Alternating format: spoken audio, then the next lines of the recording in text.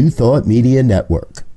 We are a global broadcast network of positive music, media, and entertainment, inspiring humanity's evolution along the journey of enlightenment and creating a world of love, peace, empowerment, and prosperity for all.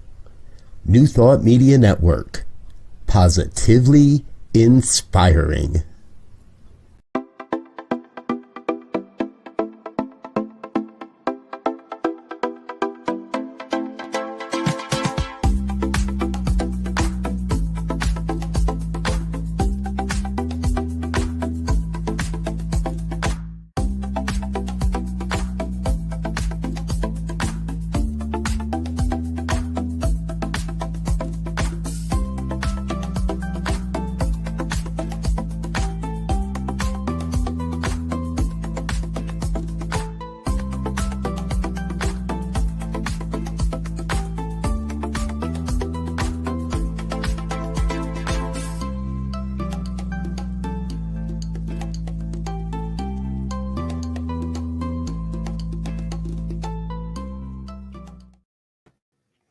Hello, welcome back. It's wonderful to have you here again for Global Focus today. I am Reverend Dr. Sherry Johnson, your host, and our guest today is Sheryl Cattell, RScP, that's RScP, religious science practitioner, whose ministry is called Almaya, and she'll explain to you what that means, but I want to tell you a little bit about her first, because she's not your average run-of-the-mill person. She's one of those Jill of all people, Jill of all trades. She does a little of this and a little of that and a little of the other thing. And the next thing you know, magic happens.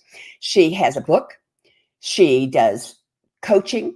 She does practitioner training, and practitioner sessions and mentoring and all kinds of other really cool stuff.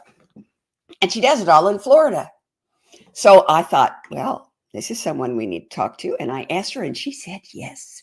So please help me welcome Sheryl Cattell. Hi, Sheryl. Thank you so much for saying yes. Of course, that's my problem. I say yes to everything because I think everything is an opportunity to connect and to show up and be the vehicle for spirit on earth. So I find myself saying yes a lot and overcommitting sometimes, but that's okay. Well, I'm glad you squeeze us in. No, I'm so thankful. It's great to be here. So the first thing I want you to do is explain what Almaya means, because that's a really cool name. Well, and I was absolutely shocked that the URL was available. So Almaya started for me. I lived on an ashram for a year. And so Maya is a Sanskrit word. So I was studying with a Hindu guru. This was down in Virginia, Yogaville, Virginia. Believe it or not, there really is a city named that. And so I was learning all about this thing called Maya, which is really a word that means the illusion that we see reality through. In other words, everything that we see, it's through our perceptions, our experiences, things that have happened to us. And that really, there's really nothing good or bad. Everything is just an illusion, what we make it out to be, right? Just like Abraham Lincoln, people are just about as happy as they make up their minds to be. The illusion, we can decide what we want it to be, good or bad, or we can let it go and see it for what it is. So Almaya actually was my first AOL email address. It's on my license plate. It's been there for probably 30 years.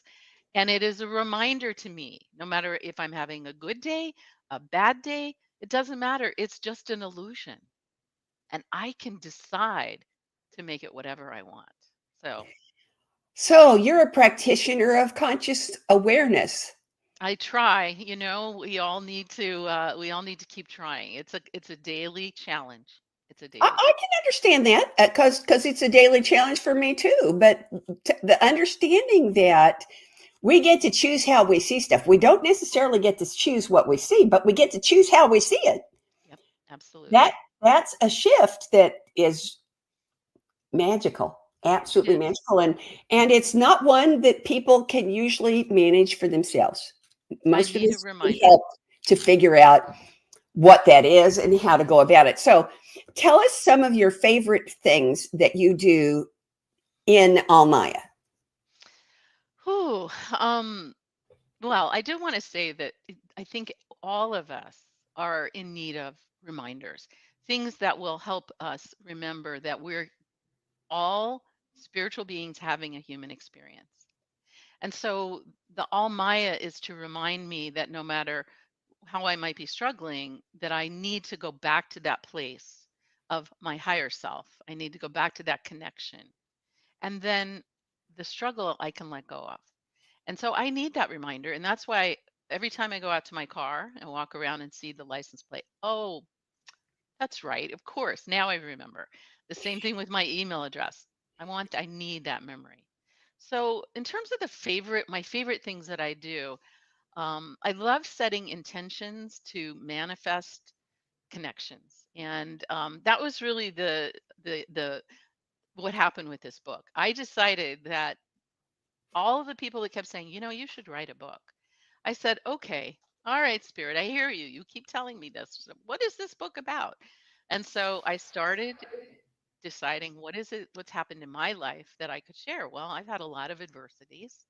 And so that started it, adversities. I crowdsourced the title. I came up with 10 titles and got feedback from friends, family, Facebook, and that started the process. And then I came up with a cover. I went to 99 designs. Highly recommended. For $99, I got like 99 different designs for my book. And Wow. so I had a title, I had the cover, and all I needed to do then was to write the words. That's I how love it. Rev Sherry. That's how I operate. So I sort of have this idea of where I want to go. Another favorite part of my ministry is music. Music is a very, very powerful spiritual connection. And so I think it was probably 20 years ago, I decided that Jana Stanfeld was somebody that I needed to share with people. And so we brought her to the Center for Spiritual Living in Fort Lauderdale. And I have to tell you, it was a gift. So my wife and I paid for her travel and she stayed with us. And I have to tell you, that was probably one of the most powerful weekends of my entire life. So Janice Stanfeld is sitting at our breakfast table and she picks up our cup. And on the cup, it says, all that we ask is that you stay open to changing your entire life by changing your mind. She wrote a song. It was on her next CD. Called Hug Song. She calls it One Day at a Time or something. But anyway, that was just so magical. And then the day she left, she sang her song. We started a conversation that I never want to end. And both my wife and I, after she left, we were just so like let down. And I said, I feel like we just broke up with somebody. And she felt exactly the same way. She just brought so much richness into our lives. And we got to share it with about 60 of our best friends at the concert. And then I have to tell you a story. I mean, this weekend was just magical. We tell you a story. What happened was after the concert or in the concert, she said, "Oh, I have a really good friend of mine who's here from Miami, and her name is Amy Carol Webb, and she's a singer songwriter as well." Well, we'd never heard of her. So she had Amy come up and do a couple of songs, and she did "I Come from Women," which is a beautiful from her Native American heritage. And she did a couple of songs, and my wife and I just said, "How could we have not known about this woman?"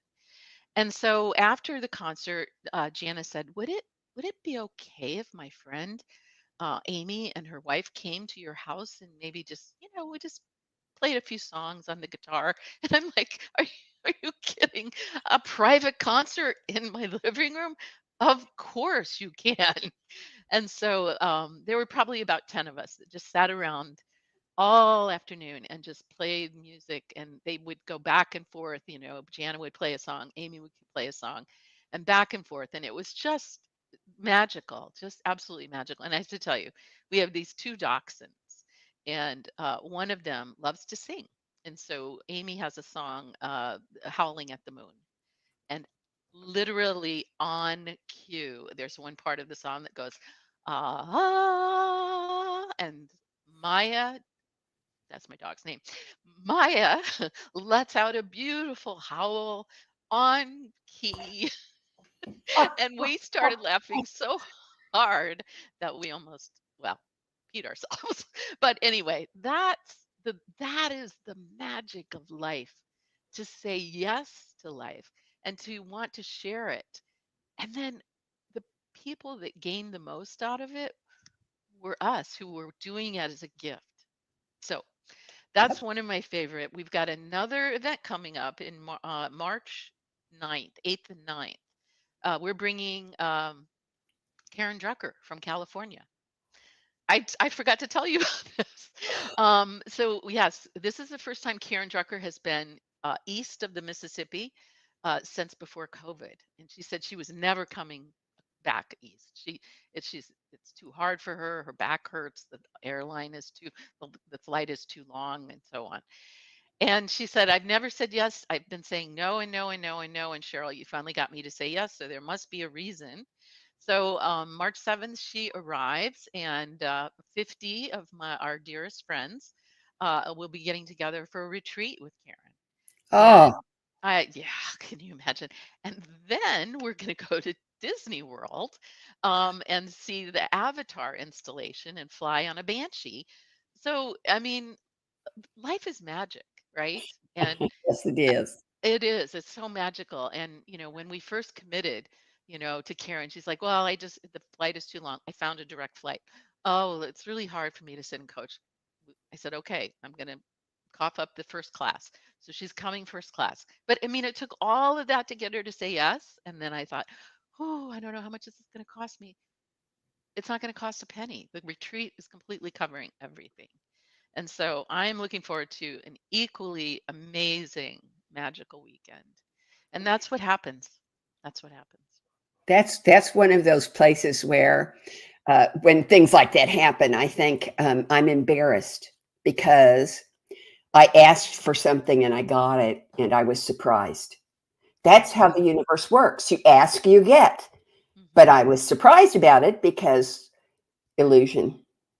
The illusion gets in the We way. live in the illusion of separation, and that is the only one that matters, is the illusion of separation. And to And let it go. that's the definition of Maya that I've always had, is the illusion of separation. Oh, I love the adding the separation. I think when I picked up the Maya, I was really, just struggling with people, relationships, things.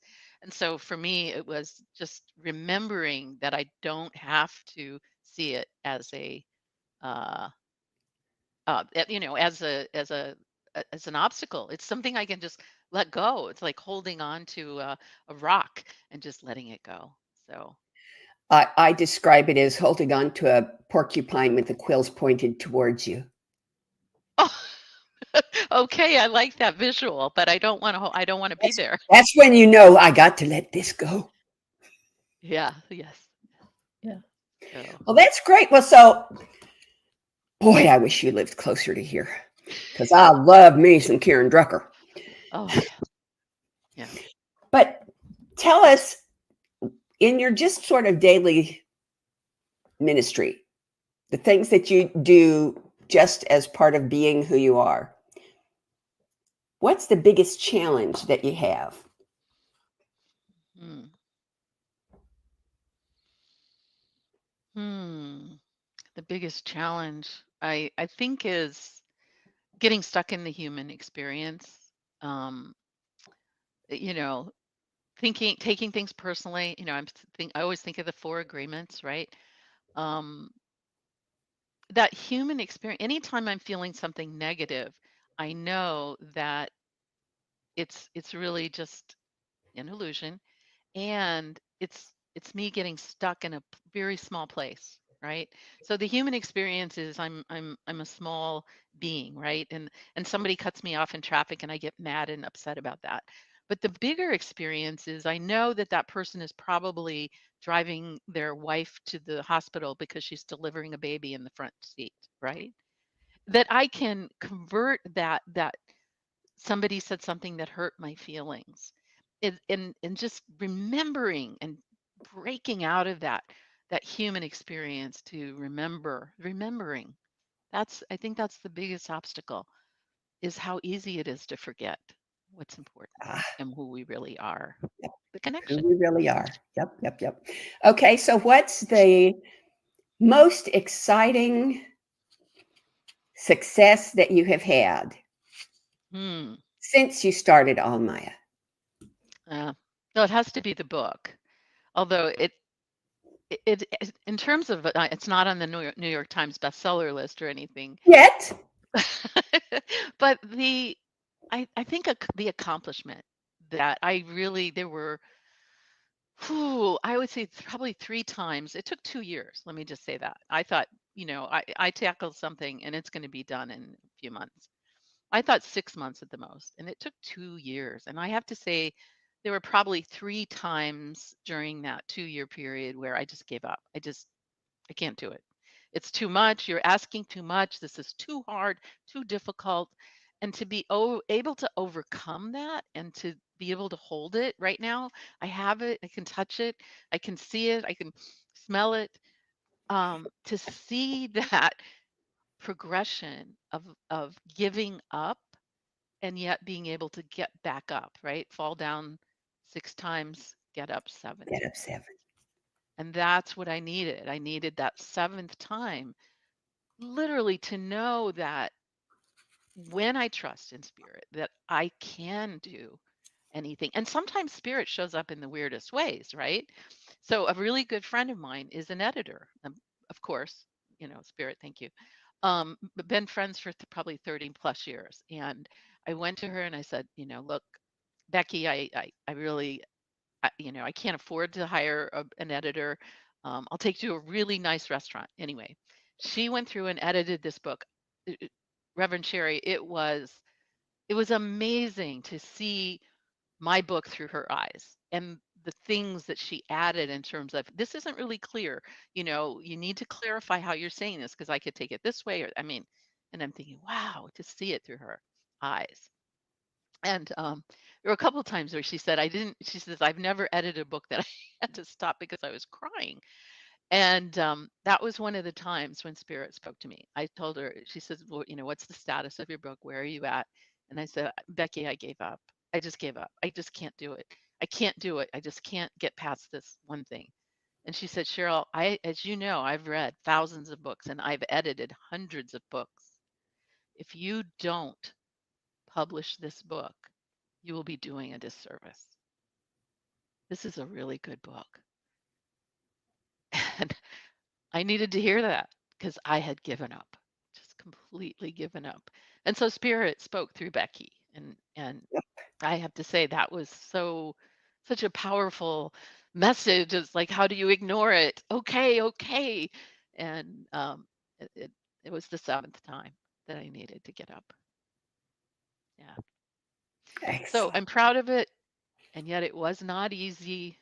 Was not probably one of the hardest things I've ever done. Well, I'm pretty sure that the things we count as our biggest successes are almost always also the hardest things we've ever done. I think you're right. Yeah, you're right.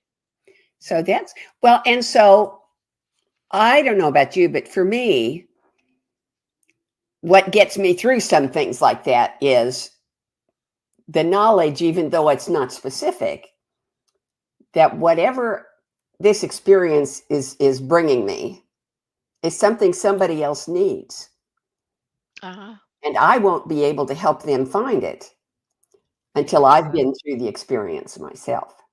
Oh, that's very true. Mm. So, how has your own experience helped you as a coach, as Mm. a practitioner, as a teacher? Well, I do have to say, and I want to tell the story about my publisher. That was another time I got knocked down. So I went to Book Baby. I was going to self-publish. That was my original path.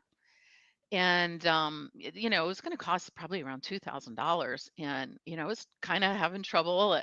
COVID, I kind of lost my six-figure job, and I was kind of struggling. And to come up with a couple $1,000 was difficult. And at that moment, a friend of mine who was also doing a book, but a business book, said, "Hey, I met with a publisher, and she said I'm not her kind of author." And I asked what kind of author they were looking for. They said somebody doing like self-help spiritual publishing. And he said, I gave her your name. And literally, she reached out to me and said, "Would you share your manuscript?" I did. And she said, "This is perfect. We would like to publish your book. It won't cost you a penny. We'll take care of everything. And all you need to do is provide the final manuscript and approvals." And I have to read it again and again and again.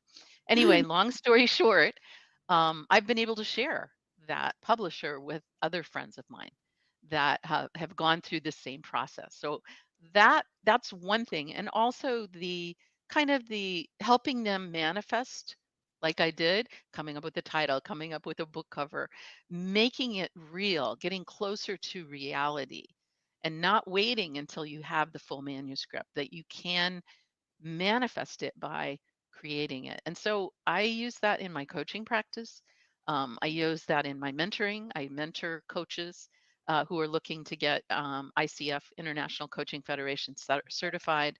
I use that with practitioners. So we have a class of about 15 practitioners who are going through and getting certified, their certifications. And so I use that with them to kind of remind them that we can together get through things, that spirit can come through any vehicle or any person. And so that's what I do, is I share with them my trials and tribulations, and then try to spot in them when they're on the ground saying, "I can't do this anymore," and help bolster them. I mean, that's the I think the biggest thing, Reverend Sherry, that I do is just assure people that they are spirit manifesting, and that if they don't, then they're keeping their gifts from the world. They're they're not allowing what spirit needs so desperately, and that is our hands, our mouths, our minds to manifest. That's what we're here for. And that stopping that is like trying to stop God, and good luck. All righty then. So flip it over and tell me what has been the most challenging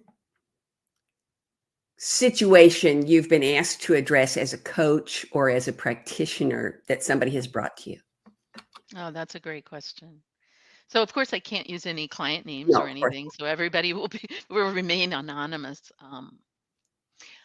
I would say that uh, I spoke with um, someone, and when a client came to me, and it was 2 days after their baby sister had committed suicide.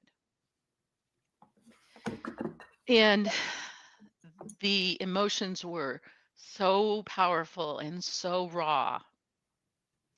It is the day that I realized that I'm an empath. Because when I got off the phone after that first conversation, I walked into the bathroom and vomited. I know it's not a pleasant visual, but I have to say it because I just need you to know that we have that ability to absorb other emotions and other pains, and that it's something that I didn't realize I had that ability to do. And so that was an important thing for me to learn, and to get a little bit more separation when those emotions are that powerful. So through that process, first of all, uh, God bless the Catholic religion, but one of the things this person was dealing with was that this was a sin that his sister had committed. And the church would absolutely not even entertain uh, helping with that, with this celebration of life, or a ritual that would help the family with this transition. This was a young girl, barely in her 30s. And so that was one thing, was putting him in contact and connection with religions that would allow a ritual to occur. So I did point him in the direction of religious science, because I know that our beliefs are that this is not a sin. And so that was Oops. one thing. And the second thing I learned was really about the need for, again, remembering that we're spiritual beings going through a human experience. And so his sister was really, you know, she was invisible until she came into this earth as birth. So, but she existed, just we couldn't see her. And so what I was able to help him realize was that her transition to death was really just a continuation where she continued but became invisible again. That her energy, her spirit, all of the wonderful things that she had brought to his life were still there. And letting go of the guilt, because he felt a lot of guilt about why didn't he see it? Didn't he do something? And just accepting the situation and embracing what she had left and what marks she had left in his life and celebrating those. And so I'm happy to report from this very traumatic experience, he started doing speaking events with the suicide prevention group. And so through that, he found his purpose, right? He took the adversity of his sister's suicide, and now it goes out and he believes truly that he is preventing other suicides through his work, through his purpose. Oh, that's so cool. Yeah, I know. It's amazing. Life is amazing. It is. So I have 4 questions that I ask all my guests. Okay. The first one is probably the most important. Well, it's not the most important to me, but it's probably the most important to the guests. And that is there anything that you want our audience to know or to experience about you that I have not asked you about? Ooh.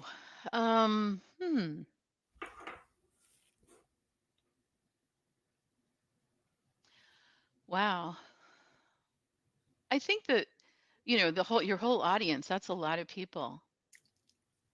So I would just like to take a moment and let your whole audience, every single person that's watching this right now, to feel my heart opening and to feel the love that I have for everyone that I meet, even people that I don't agree with, knowing that the people who are the hardest to love are the ones that need it the most. And so I would just like to open my heart right now and just let you know that giving and receiving love is the meaning of life. And I just want to give as much of my love as you're able to accept, and to let you know that I'm here, to receive it. Even if I never meet you, even if this is the only contact we have, then that love is really the meaning.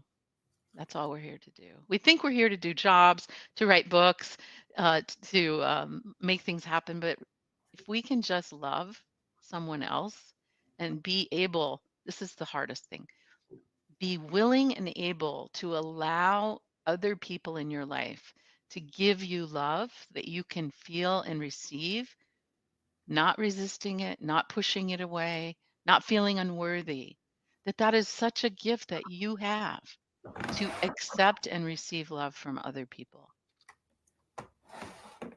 Such a gift. Such a gift. I think that's the best answer I've ever gotten to that question. Wow. Thank you. Wow. Okay, here's the next one. How does what you do as a practitioner, as a coach, as an author, how do all of those things, which basically boils down to how does being you, how does that enhance, encourage, support, pick your own verb, conscious evolution? Mm. Well, I think I would probably go back to, I'm going to go back to the ashram for a minute. When I was at the ashram, my spiritual leader, who didn't really know me, but of course he knew me because he's connected to spirit, he gave me a spiritual name. And so my spiritual name is Satyabhama, which is, she was the wife of Krishna, one of the wives of Krishna. And her name means beaming with truth. Now, my friends translate it slightly different when it comes to me, and they call me a source of brutal honesty. and sometimes that's what we need. We need someone who's willing to say the hard things, to tell us the things that maybe we're not willing to look at. I know that for me, I much prefer someone to tell me like it is, even if it's not kind. I want to know, because then I can do something about it. I can respond, I can change, or I can decide not a good place for me to be. I think we need that feedback. We need to be able to look at things that are tough, that are not quite what we were expecting, and to be able to hear the tough love. So I think that in my practice, I probably am the person that tells people the things they know, but I try to tell them in a way that they can't just sweep it under the rug, and I'll hold them accountable. And I think in the book I do that, definitely in my practitioner sessions. Um, and I think the biggest thing I do is I encourage people be to be present. I think that's the biggest thing, especially with the class of practitioners that I'm working with right now, is every single one of them, am I saying it right? Am I doing it right? Do I have the process? And I'm like, just let go of all that. At this moment, just be, and allow your higher self to show up. Because when you're in there thinking, okay, am I in the fifth step or the fourth step? You're being human, right? And you're being so focused that spirit can't get your attention. And so that's the thing that I try to do, is to show up authentically and to be. And my favorite, Reverend Sherry, the favorite thing that a client says to me, I just live for these days, and it happens quite a bit, so I'm happy, is when I'll say something that just is like, where in the heck did that come from? And they'll go, that is the weirdest thing that you would say that, because this and this and this just happened. And that ties into what you just said, and you don't even know about this and this and this and this. And that's how I know that spirit showed up. This spirit showed up. And because I was connected, because I was authentic, because I allowed weird things to come out of my mouth that you wouldn't even think would be pertinent to a situation or a counseling session. The weirdest thing, that is the weirdest thing that you would say that. That's Okay, amazing. now the third question is close to, no, the second question. Well, the next question is almost the same as that one, but instead of conscious evolution, it's world peace. How does what you do promote, encourage, unveil, reveal, support world peace? Mhm. So I believe that peace has to start within it, that the reflection of our world around us is just that. It's reflecting, or it's an outpicturing of what we are feeling within, right? And so all of the wars that are going on, all of the political unrest that is happening, is really an outpicturing of something within us. And so I think that the most important thing that I can do and that I can give is the experience of tapping into that place of ultimate peace, that place of ultimate harmony, that place of connection where there is no separation, in your words, Reverend Sherry. And to have that experience, this is a beautiful analogy that I like to use, and that is, we all have had a glimpse of that, like a moment. It could have just been a second where we felt that. We know that it exists. It's out there because we've had an experience of it. And so the analogy I like to use is like our goal is to take those moments and make each one of them last a little bit longer, to make them last a little bit longer and a little bit longer. And also to have them happen more and more frequently in our lives. So we know that peace exists. And so I think that each one of us doing our internal work to get back in touch with that and to make those moments expand. And some ways to do that are journaling, sharing those experiences. We relive them. So we have a moment of a double rainbow. We take a picture and we post it on Facebook. And we talk about the feelings, the emotions that came with that. That just expanded that moment for many, many, many people. That double rainbow you had just got expanded. And to spend our time doing that and creating and experiencing, slow down long enough to see the double rainbow, right? So eventually, and this is what I did see with Guru Satchidananda, Swami Satchidananda, was somebody who lived in that blissful place nonstop. Everything was a double rainbow to him. Like a child, everything was amazing and beautiful. And that, I think it's available. And that the more work we do internally will help to make that projection or reflection around us more peaceful. Okay, here's the next one. You might want to shut your eyes for this one because it requires some imagination. This is the one folks like the best. Presuming that everything goes exactly the way you want it to go, every little detail, every event, every relationship, every experience, everything goes exactly the way you want it to go. 10 years from now, what does Sheryl, Cattell, and Almaya look like? That is a good one.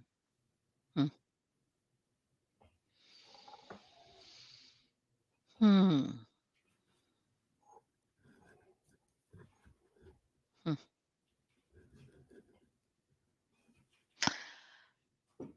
10 years from now, I think there's more books. I think this was just, I can do better. And I know it can be done, so I think it'll go much easier. So there'll be more books that speak to different audiences, but always bringing back to the same place, that connectedness, that peace within, and the ability to remember. So I think that I'm going to write a whole series of remembering books. Remember, adversity is not a negative. It's just a pathway to something else, purpose. So I think that's one thing. I think I probably will do some more writing. The ministry, I'll probably transition to more group things. I love the synergy of a group. As much as I love the one-on-one and seeing an individual improve their lives. That's like the biggest gift when somebody says you really made a difference. And I think I think I would expand it to become bigger and bigger groups. When COVID first hit, I did a happiness group, and I was always amazed. Between 10 to 20 people would show up every week to talk about happiness. And that was just such a soul-felt, heartfelt group. Everyone wanting to and seeking that happiness within and helping others find it as well. So I think that it might become a series of groups based on remembering who we really are, remembering our spiritual self. But one might be titled adversity, one might be titled, I think there might be something around suicide or dealing with death and mortality or the illusion of mortality.